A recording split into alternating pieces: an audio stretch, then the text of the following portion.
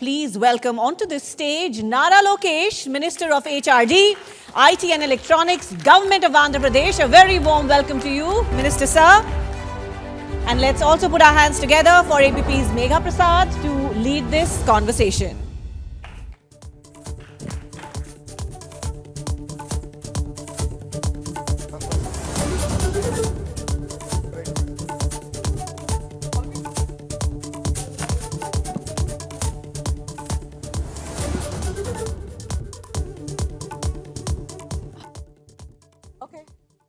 Thank you, Radhika. So now I have with me Nara Lokesh, a man who's born into the most prominent political family of Andhra Pradesh, somebody who really did not need to work so hard as he does. He could have just used his family name to sail through, but he's chosen the harder route.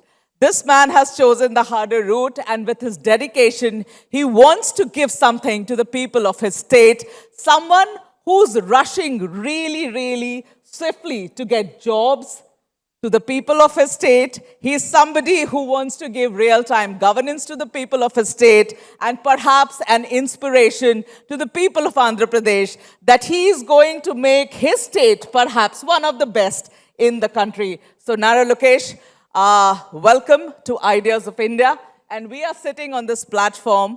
My first question to you would be, what's your idea of India? How do you envision the India that you see or you would like to see? You are the next gen leader. You are the people that these youngsters are going to look up to. I mean, developed states make a developed nation. Yep. And a developed nation without ethical and moral fabric has no meaning. So as we go about chasing, growth rates, investments, and so on and so forth, I believe education has a much larger role to play, much larger role in shaping the minds of the next generation. So for me, it's equally important that we are developed in terms of ethics and build a strong moral fabric. And that is something that is very close to our heart. Saying that, as a state, we aspire to be a $2.4 trillion economy by 2047. Yes. And if you know Mr. Naidu, once he gives a word, it gets done. And I'm here to get the job done. Wow. Okay. So Nara Lokesh, Lokesh ji, yes, I have been checked. Lokesh ji, tell me one thing. Your dad Chandrababu Naidu made Hyderabad what Hyderabad is today. Now that's taken away from you. So is there pressure on you, on your government, on your father, to ensure that you build something on the lines of Hyderabad now, whether it's Amravati, whether it's Visakhapatnam? What's the plan? There's no pressure, but we love challenges. Yeah. And this is a challenge we have taken up. And it's no longer just about building one city, but the idea is to build economic clusters. So we have the Visakhapatnam economic region, we have the Amravati economic region, we have the Tirupati economic region. And in each of these regions, we actually have clusters. And clusters is where we are looking at bringing a sector in. We have close to now 22 clusters. I'll give you an example of it. Electronics manufacturing. It's no longer just about bringing one company. But how do I bring all the component manufacturers that are required for a Foxconn to assemble an iPhone? So that's what I call the verticals. And horizontal is where my ministry comes into place. Education, testing, certification. So how do we build these vibrant clusters is going to be very important. Okay. And that's what we're going about building. So we believe one state, one capital. That's what we stand by. But we believe in decentralized development, and we can do it through these cluster-based approaches. So Lokesh, what I'm really curious about is that, you are a part of an alliance that's actually standing on the numbers that you're providing to that alliance at the center. And when your opposition in the state accuses you of being unfair to the state, saying that you are in a position to ask for a special status, you're not doing it. You can ask for big packages. You can actually bully the center and get it done for yourself, but you're not doing it. Why is that? I believe in the power of collective federalism. If you look at our political party, though we are regional, we have India at heart. And Mr. Naidu has always contributed to India's growth story. An example of this is the relationship that he had with Vajpayee ji. That's where telecom deregulation happened. That's where PPP came into the aviation sector, in airports specifically. So today we are contributing. And a great example of this is the entire data center policy that has come out. Yeah. We worked exceptionally hard for it. So we worked with Nirmala ma'am, we worked with Ashwini ji, we worked with the Honorable Prime Minister Narendra Modi ji's office to create a framework that of course will benefit India at large, and Andhra Pradesh as a state will have a first mover advantage. So I don't believe in the word bully. I believe in collective federalism. I believe that the state will get its own share, own due. Have you asked for special status? You haven't asked for it.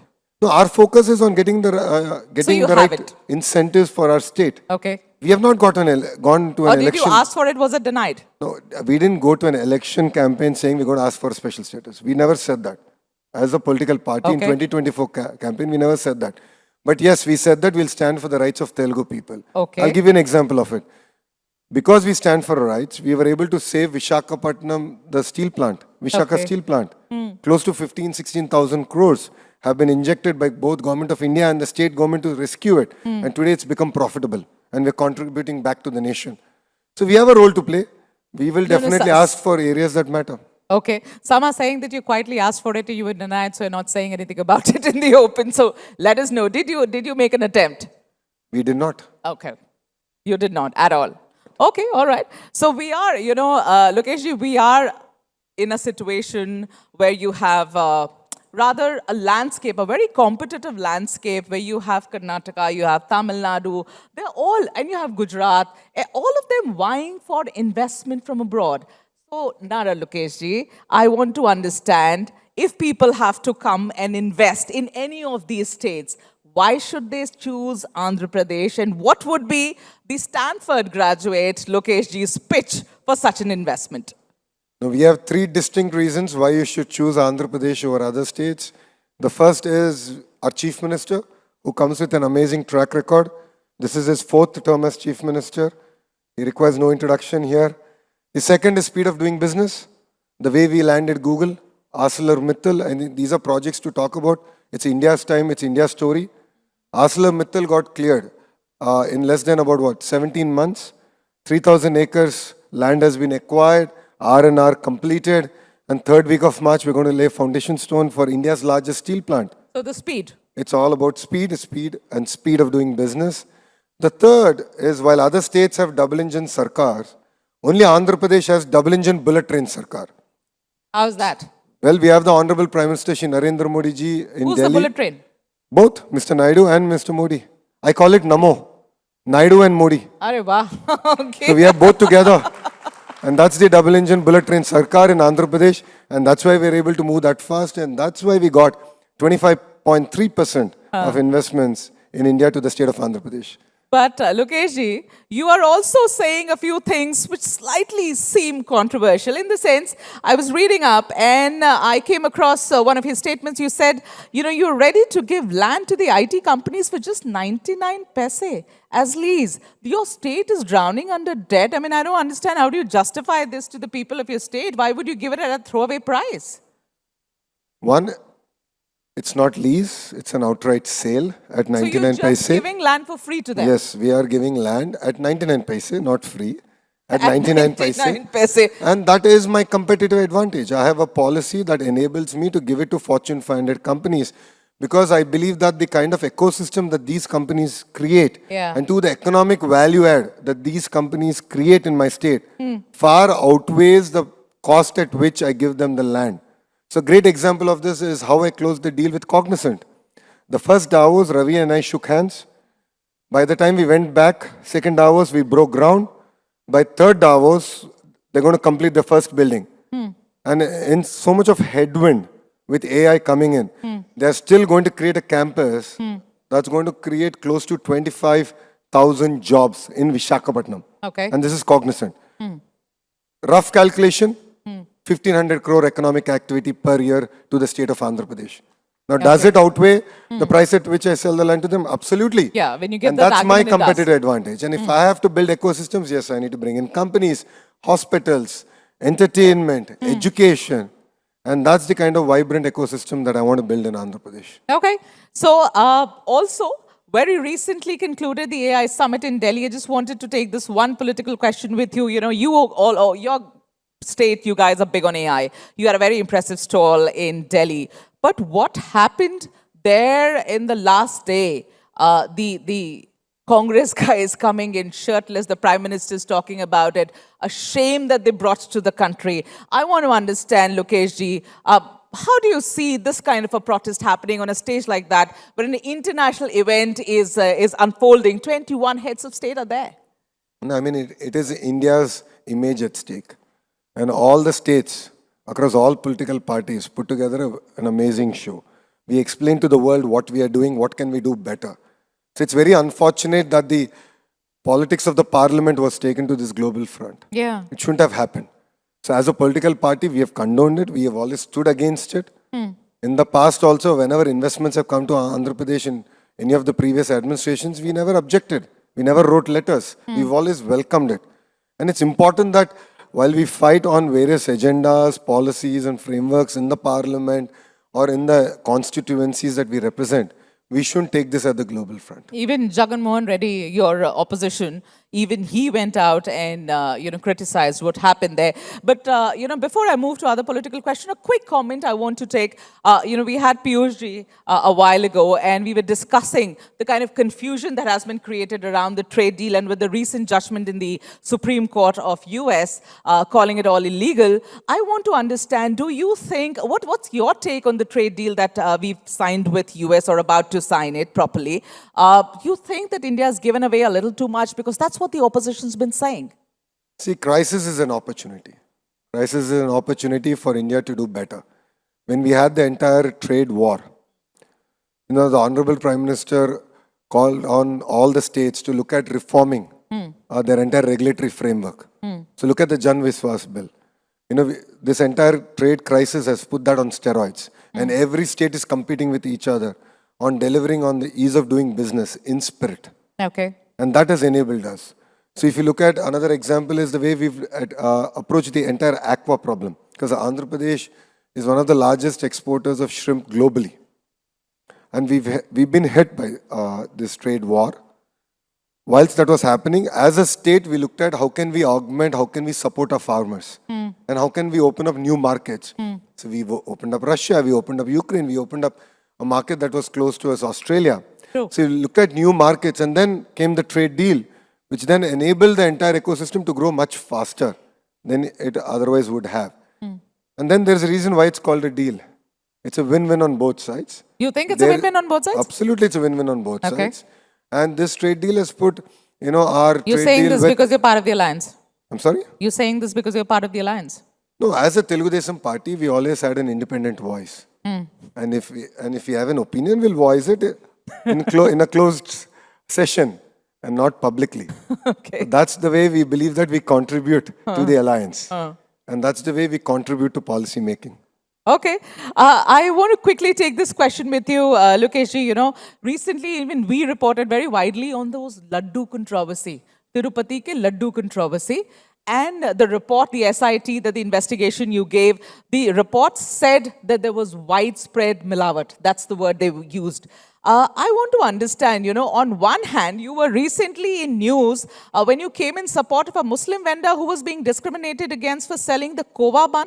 On the other hand, you are taking up the issue of Tirupati laddu. I don't understand your politics, Lokesh ji. Please explain that to me. It's a fact, I'm a devout Hindu. When I'm a devout Hindu, if I go to a church, I follow their practices. If I go to a mosque, I follow their practices. And I respect people the way I want to be respected. You were the quote-unquote secular Hindu, not like your alliance partner BJP. No, if you look at it, the Honorable Prime Minister has always been clear. He's always carried everyone along.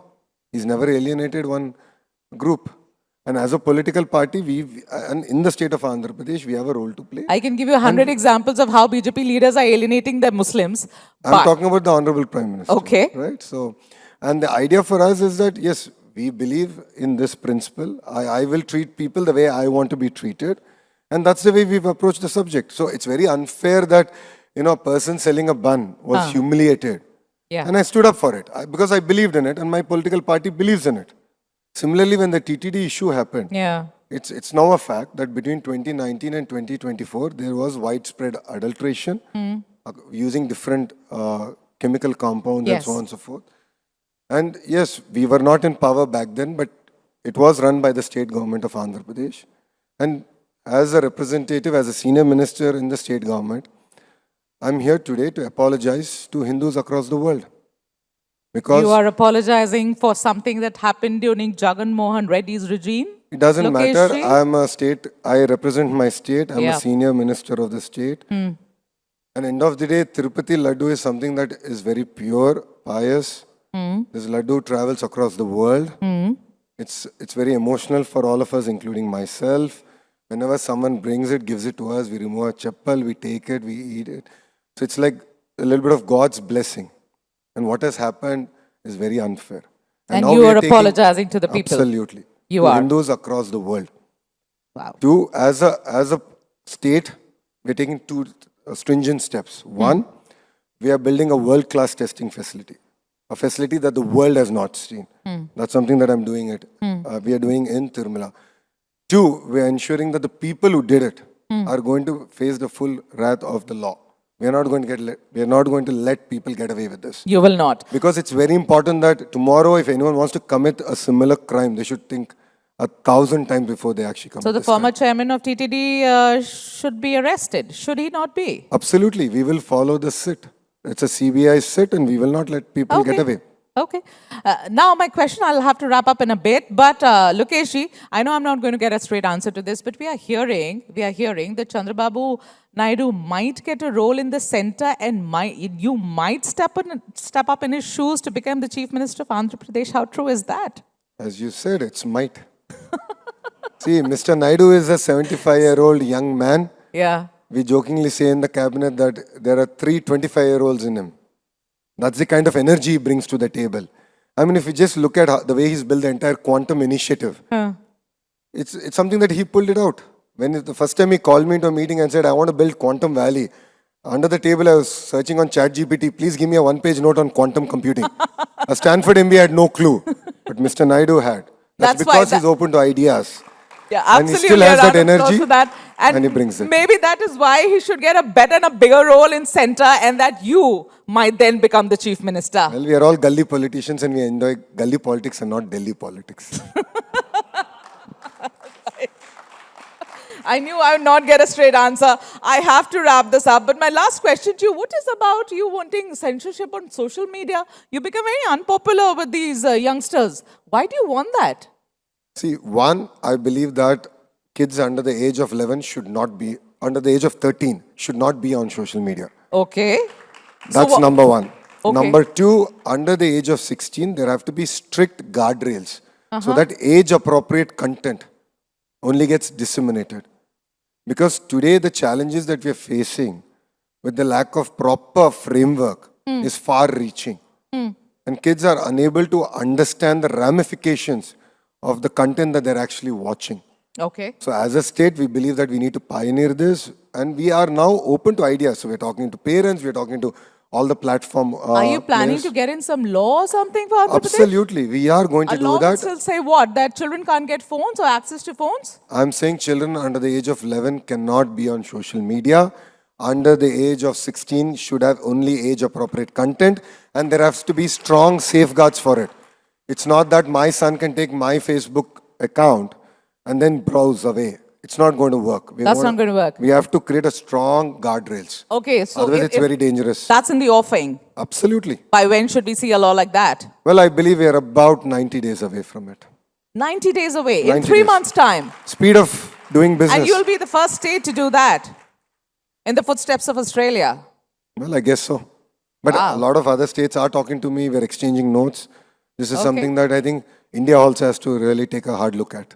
You giving us a headline. I'm going to wrap up the session, Lokesh. A quick rapid fire with you. In a minute, we'll try and finish this. So, starting now, where did you learn the biggest lesson of politics? From the classroom of Stanford University or from your Yuva Galam Padyatra that you did? Stanford for business, Yuvagalam for politics. Okay.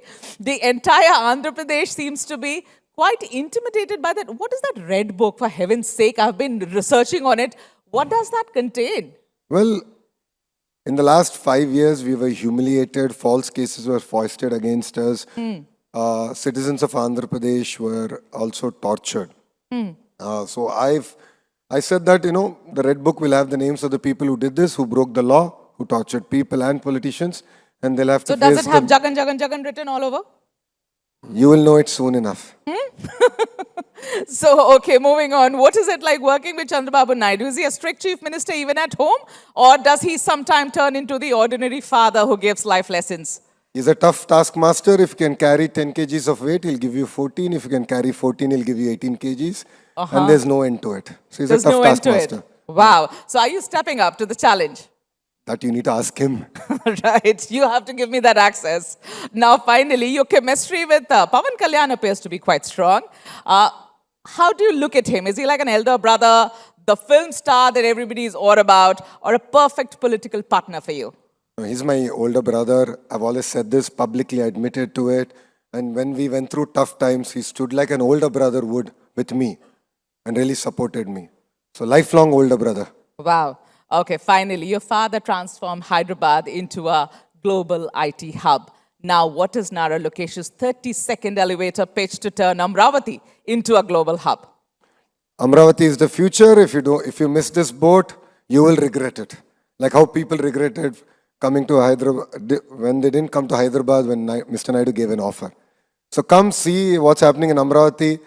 Come visit us every 100 days and you will be amazed at the pace at which actually India can build cities and something that India will be proud of. So it's their loss, not yours at all. On that note, Lokesh ji, thank you so much. You made time for us at a time when your assembly is on, and you still made time. You came here all the way to join us on the stage of Ideas of India. Really grateful. Thank you for having me. I appreciate it. ABP আনন্দ এগিয়ে থাকে এগিয়ে রাখে